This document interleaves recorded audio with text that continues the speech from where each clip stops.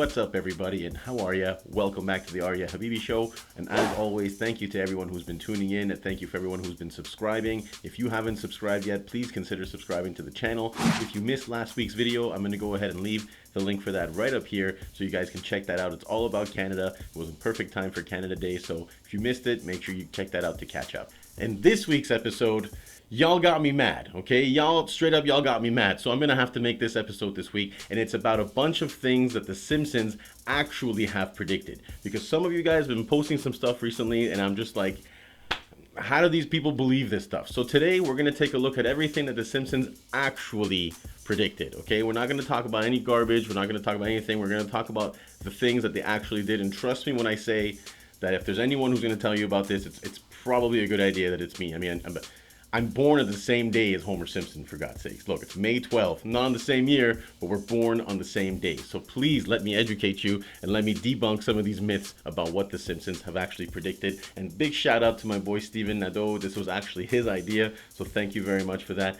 And ladies and gentlemen, if you haven't already, please subscribe to the channel. Make sure you comment, like, share this video, and without further ado, let's jump right into it. Star Wipe. Season 11, Episode 17, Bart to the Future. Let's go ahead and start with the most widely circulated prediction regarding the Donald Trump presidency. In the future, Lisa has become the President of the United States. In a cabinet meeting, she offhandedly mentions, "As you know, we've inherited quite a budget crunch from President Trump." It initially was a reference to Trump attempting to run as a Reform Party candidate, but the words gained much more validity when Trump was elected president in 2016. The week after the election, the recurring chalkboard gag where Bart's always writing on the board even read, "Being right sucks." Now I know there's also this one clip of The Simpsons and it's showing, Donald Trump going down the escalator, podium looking exactly the way it did during the election. Well, guess what? That was actually released after the fact. So he actually did do that. He actually did have his podium like that. And then The Simpsons actually made a short called Trumptastic Voyage. And it was just something that they played at the end of an episode. And they also put it on YouTube. You can actually go watch it right now. But it was made after he did that. Correctly predicting Super Bowls, Season 3, Episode 14. The initial airing of the football-centric episode came only a few days before Super Bowl 26, where Lisa correctly predicted the Washington Redskins would win.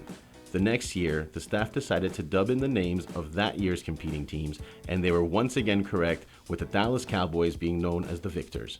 The redubbings continued with moderate success over the next few years, finishing with yet another accurate prediction of the San Francisco 49ers over the San Diego Chargers in Super Bowl 29. Disney buys 20th Century Fox, Season 10, Episode 5. An establishing shot at the end of the celebrity heavy When You Dish Upon a Star shows the 20th Century Fox logo with a division of Walt Disney Co. below it. Though they have been quick to poke fun at Fox, the show certainly did not expect Fox to sell to Walt Disney Company in July of 2018, now bringing Homer Simpson and Mickey Mouse into the same house. That's why you keep seeing them now on Disney+. You see, now that's a prediction. In Season 10, they're on Season 30-something now, okay? On Season 10, they predicted that Walt Disney was going to buy out Fox. I know that they kind of joked about it, but that's kind of a freaky prediction because it actually happened. Smartwatches, Season 6, Episode 19. The Simpsons introduced the idea of a watch you could use as a phone in an episode aired in 1995 titled Lisa's Wedding, nearly 20 years before the Apple Watch was released. Go to Plan B. Coronavirus Outbreak, Season 4, Episode 21. We're going to take a look at this one because this one is a little bit weird.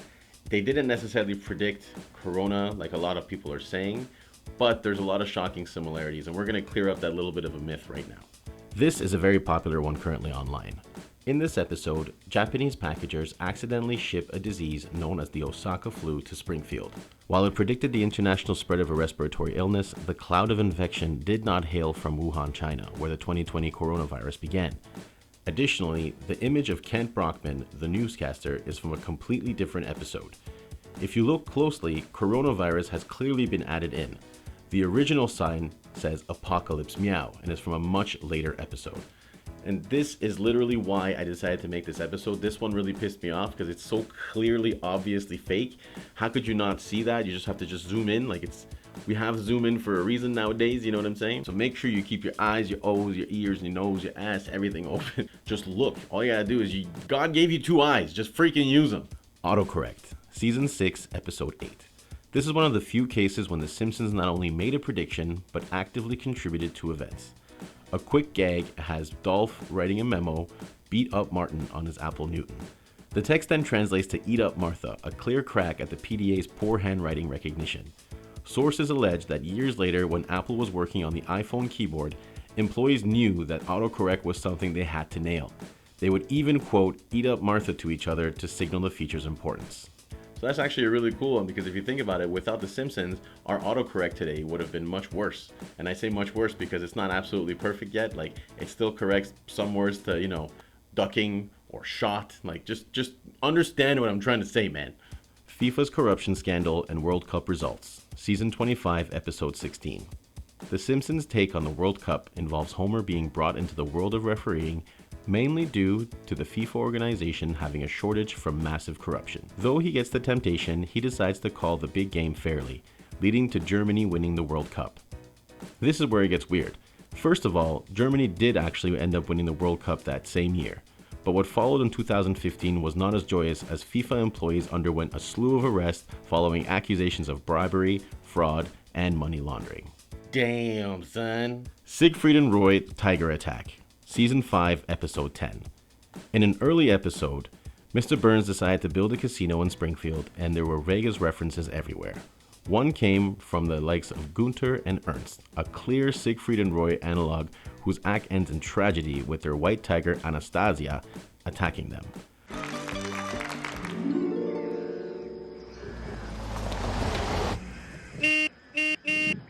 Hey, Tiger, wake up!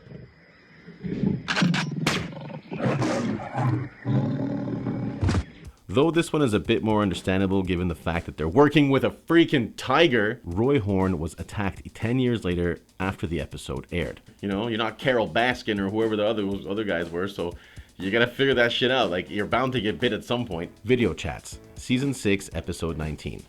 Going back to the episode Lisa's Wedding, the episode offhandedly features one of the most vital components of the 2010s, video chat. The style of communication throughout the episode is a visual via a screen and not by a phone, however. But regardless, in a world that runs on Skype, Zoom, and FaceTime, this one prediction must have left the writers in complete shock. An average Joe gets sent into space. Season 5, Episode 15.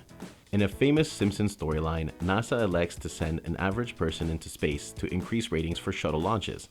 In 2013, the United Kingdom held a contest to turn an ordinary person into an astronaut, which consisted of multiple interviews and rigorous testing in Cape Canaveral. The winner was 25-year-old Oliver Knight, who beat more than 250 candidates to take a trip into space with 23 other winners. One thing I hope that they didn't do, however, is I really hope that they didn't have, an ant colony and potato chips on board, because we all know how that turned out. Hey guys, look what I smuggled aboard. Homer, no! Huh? They'll clog the instruments! Careful, they're ruffled. Lady Gaga's Super Bowl performance, Season 23, Episode 22. Although regarded as one of the worst episodes of the show thus far, Lisa Goes Gaga features pop star Lady Gaga visiting Springfield and aiding Lisa's self-esteem issues. When Lady Gaga performed at the Super Bowl halftime show in 2017, many people noticed the similarities between her performance and the episode. The Simpsons predicted everything down to the performance, the stunt, and the costume. Covering up Michelangelo's David, Season 2, Episode 9. In an early episode, Marge attempted to get the hyper-violent cartoon Itchy and Scratchy to be more tame. She then realized how censorship could cut both ways when the town tried to protest the nudity of Michelangelo's David, which made a stop on its coast-to-coast tour. Oddly enough, the statue of Michelangelo's David also became a hot-button issue in 2016 when Russians voted on whether or not to cover the statue with clothes. Luckily, it did not lead to more episodes of Worker and Parasite.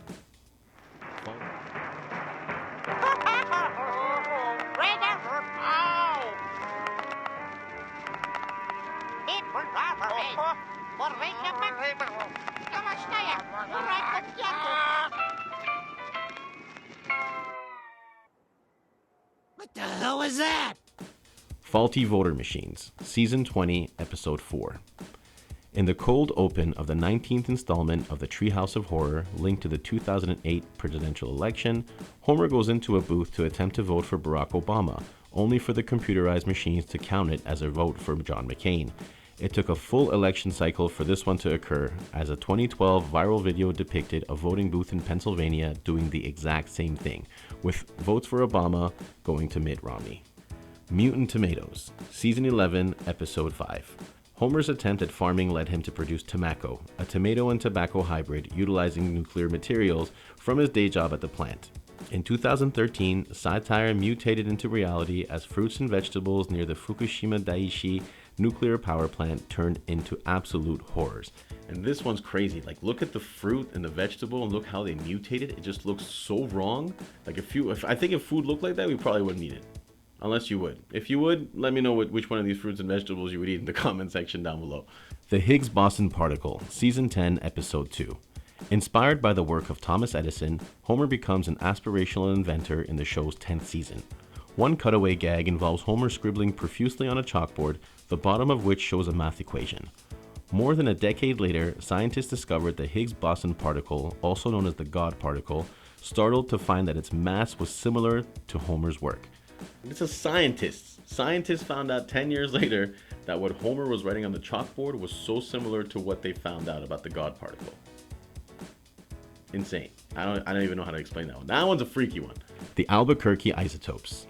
Season 12, Episode 15. This one is less of a prediction, but more of a show inspiring real-life events.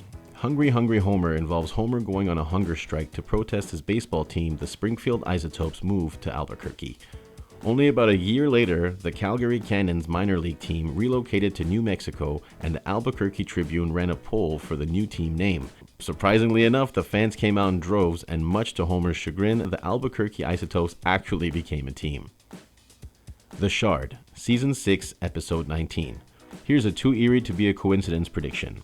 The episode featured an establishing shot of Big Ben with the joke thrown in that it now has a digital face in the future. But if you look on the left-hand side, you'll see a pointed spire that doesn't seem to fit in with the real London skyline. That is actually the Shard. The construction of the Shard completed in 2012, and the skyscraper not only has a similar shape to the mysterious building, but also sits in the exact same place in comparison to Big Ben. That's a scary one, because imagine that. They drew it not knowing what the hell they were doing, and it was kind of just out of nowhere. Because if you look at the picture carefully, there's not really other buildings in that skyline. It's just like one random thing sticking out, and it ended up being a real building that actually looks like that. And not only that, but it's that close to where Big Ben actually is. That's freaking crazy, if you ask me. The Three-Eyed Fish, Season 2, Episode 4. Blinky is a three-eyed fish that has been used by major news publications linked to commentary on nuclear waste and mutation. But those messages turned out to be true in 2011 when fishermen caught a three-eyed wolffish in a reservoir that feeds near a nuclear power plant in Argentina. Wacking Day, Season 4, Episode 20. Wacking Day is a holiday which involves killing as many snakes as possible, but it actually slithered its way into the real world. The Python Challenge is an annual event where people wade into the Florida Everglades to thin the population of Burmese pythons, whose overpopulation endangers the diverse Floridian wildlife. Word, y'all actually do Wacking Day in real life? Like, really? I grew up down here. I've known all of these snakes my whole life, so it kind of came natural when I found out that there were invasive species out here, the big Burmese python, that was just a challenge to come out here and try to help the environment by catching them and removing them from the environment.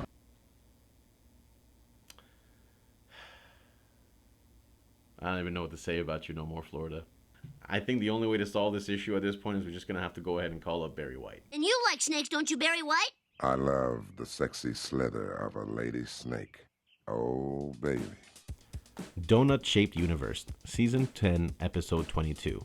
When celebrated cosmologist Stephen Hawking made his first appearance on The Simpsons, the writers couldn't resist the opportunity to put the world's smartest man and the world's stupidest man in the same room. Sharing discourse over beers at Moe's Tavern, Hawking says, "Your theory of a donut-shaped universe is intriguing, Homer. I may have to steal it." Though there has been a genuine theory that the universe is actually shaped like a donut or torus since the 1980s, it has resurged in popularity in the new millennium. NSA Spying Scandal, The Simpsons movie. In 2007, The Simpsons leaped to the big screen, with its penchant for predictions not far behind. When Marge discussed her plan to out government secrets, we were taken to the headquarters of the NSA. Inside, there is a room full of monitors with a whole staff listening to phone calls in the hopes of catching America's Most Wanted. It was almost as if the real NSA was listening in on the film, as in 2013, Edward Snowden revealed to the public numerous secret surveillance programs the agency was operating. Horsemeat Scandal, Season 5, Episode 19. In 1994, there's a scene where lunch lady Doris is using assorted horse parts in order to make lunch for students at Springfield Elementary. 9 years later, the Food Safety Authority of Ireland found horse DNA in over 1/3 of beef burger samples from supermarkets and ready meals, and pig in 85% of them. Ebola Outbreak, Season 9, Episode 3. Some people maintain that The Simpsons predicted the 2014 outbreak of Ebola 17 years before it happened. In a scene from the episode Lisa Sacks, Marge suggests a sick Bart to read a book titled Curious George and the Ebola Virus. The virus wasn't particularly widespread in the 1990s, but years later it was at the top of the news agenda. Ebola was first discovered in 1976. So there you go. The Simpsons didn't actually predict Ebola. They literally just had a joke in one of their episodes, and you guys just believe everything that you guys see. Brilliant. I have absolutely no idea what's going on. Predicting big plot twist in Game of Thrones, Season 29, Episode 1. On the penultimate episode of Game of Thrones, Daenerys shocked fans when she and her dragon laid waste to an already surrendered King's Landing, obliterating thousands of innocent people. In 2017, on a Season 29 episode, in which The Simpsons spoof various aspects of the Game of Thrones series, Homer revives a dragon that proceeds to incinerate a village, much like at the end of the real show. Alright, ladies and gentlemen, that was the episode for today. Those were the things that The Simpsons actually predicted. So you know there's that one picture of Donald Trump and Lisa who looks like Greta Thunberg. That's not a real one. That one of Chief Wiggum, and it's disgusting, but that one of Chief Wiggum on George Floyd's neck, like that's not a real one. That never happened. Don't believe everything that you guys see. If you guys learned something new, if you guys were shocked at any of these, I want you guys to comment that down below. Ladies and gentlemen, I'm so close to 100 subscribers, so if you guys can get me there, I promise to do something really fun for you guys. And other than that, my name is Arya Habibi, and I'll be back next week with something else completely random. Peace out.